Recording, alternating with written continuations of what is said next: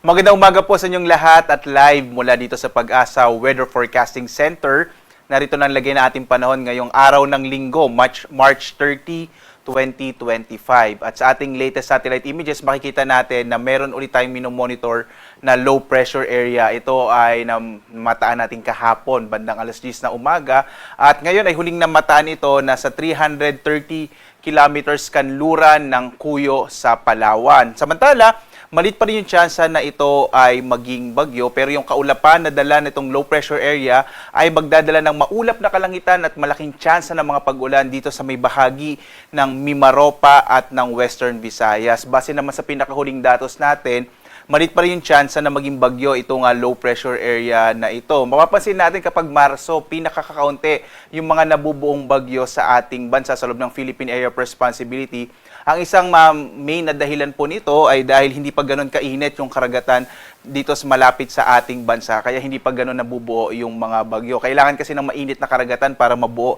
Isa yun sa mga mahalagang katangian or sangkap para mabuo ang mga bagyo. Samantala, maliban dito sa low pressure area, makikita ninyo itong mga kaulapan sa may silangang bahagi ng ating bansa. Ito ay dulot ng easterlies o yung hangin nagmumula sa karagatang Pasipiko at siya magdadala, kitang-kita natin dito yung mga kumpol ng kaulapan dito sa may silangang bahagi ng Luzon, itong Bicol Region, sa Quezon Province, sa may Eastern Visayas, Caraga at Davao Region. So asahan ng mga kababayan natin sa may silangang bahagi ng ating bansa ang malaking tsansa ng mga pag-ulan. Sa iba pang bahagi nating kapuluan, makikita natin, lalo na dito sa may Luzon, walang masyadong pag-ulan na mararanasan, pero posible pa rin yung mga isolated o pulo-pulong pag-ulan, pagkidlat, pagkulog. At liban dito sa LPA, wala na tayo iba pang minomonitor na potensyal na maging sama ng panahon sa loob at labas ng Philippine Area of Responsibility. Dito nga sa Luzon, makikita natin ang malaking tsansa ng mga pag-ulan sa Mimaropa, dulot ng kaulapan na dala ng low pressure area. Habang sa Bicol Region at sa Quezon Province, inaasahan din natin ang malaking tsansa ng mga pag-ulan, dulot naman ng easterlies. Sa nalalabing bahagi naman ng ating ng Luzon, dito sa may bahagi ng Babuyan Islands, ay maulap ang kalangitan na may mahihinang pag-ulan na dulot ng mga northeasterly wind flow. Habang ang nalalabing bahagi ng Luzon, kasama yung Metro Manila, Central Luzon at Northern Luzon ay makararanas ng mga isolated o pulo-pulong pag-ulan, pagkidlat, pagkulog. Ang agwat ng temperatura sa lawag na sa 25 to 32 degrees Celsius, sa Tuguegarao 24 to 34 degrees Celsius, sa Baguio 17 to 26 degrees Celsius, sa Metro Manila 25 to 33 degrees Celsius, sa Tagaytay hanggang 31 degrees Celsius, habang sa Legazpi hanggang 30 degrees Celsius. Dito naman sa may Palawan, makikita natin ang malaking tsansa ng pag-ulan. Ito nga ay dulot ng kaulapan na dala ng low pressure area. Agwat ang temperatura sa Calayan Islands 26 to 33 degrees Celsius. Sa Puerto Princesa naman 25 to 32 degrees Celsius. Yung Western Palawan, yung Western Visayas at Eastern Visayas ay makararanas din ng mga pag-ulan na dulot ng low pressure area at ng easterlies. Kaya mag-ingat sa mga potensyal ng mga biglang pagbaha at mga pagguho ng lupa. Ang Central Visayas naman, mga isolated rain showers and thunderstorms ang mararanasan. Agwat ang temperatura sa Tacloban 25 to 31 degrees Celsius. Sa Cebu ay 26 to 32 degrees Celsius, habang sa Iloilo ay 25 to 32 degrees Celsius.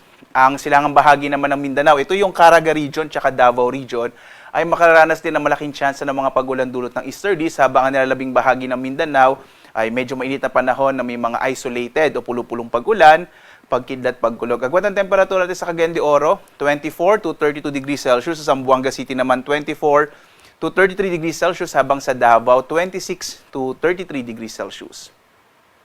Kahapon naman naitala natin yung pinakamataas na damang init or heat index sa ating bansa, partikular na sa may bahagi ng Lawag City sa lalawigan Ilocos Norte, umabot na hanggang 43 degrees Celsius, na sa danger category pa rin to. At gayon din sa MMSU sa Batac, Ilocos Norte, ang naitala natin nasa 42 degrees Celsius. Ito again yung heat index or yung damang init. Sa Metro Manila nasa 36 hanggang 37 degrees Celsius yung pinakamataas na heat index na naranasan kahapon.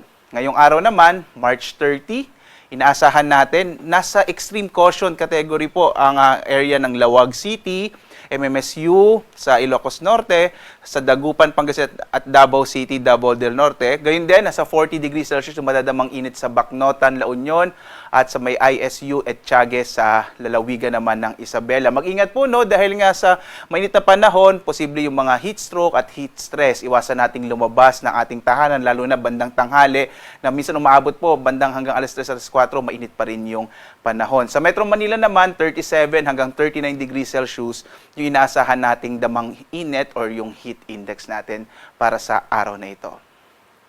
Ngayon naman ay wala tayong nakataas na gale warning kaya sa mga maglalayag sa ating mga karagatan, ligtas sa pumalawat yung mga sakyang pandagat maliliit na mga bangka sa mga baybayin na ating bansa. Bagamat dito sa may northern section ng Luzon, no, ay nasa atin yung katamtaman hanggang sa maalon na karagatan. Kaya mag-ingat lalo na yung maliliit na mga bangka. Ang araw natin ay sisikat, ganap na 5:53 na umaga at lulubog, ganap na 6:08 ng gabi.